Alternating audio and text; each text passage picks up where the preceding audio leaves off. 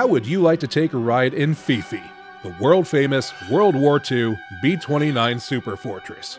Well, today, you're coming along, and we've got the best seats in the house. The cockpit is accessed by a ladder and a hatch just behind the front landing gear. It was built for 19 and 20-year-olds in 1944, so it's like an undersized tetanus jungle gym with a side of potential head trauma. Museum of Terror's lovely Miss Laura is in the Bombardier seat, so she's right up front and first to the action.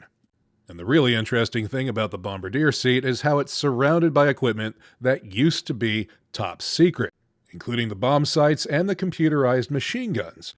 And my seat is the flight observer, just behind the pilot. So after we wait for the pre-checks and for them to start up those roaring engines, we're ready to go.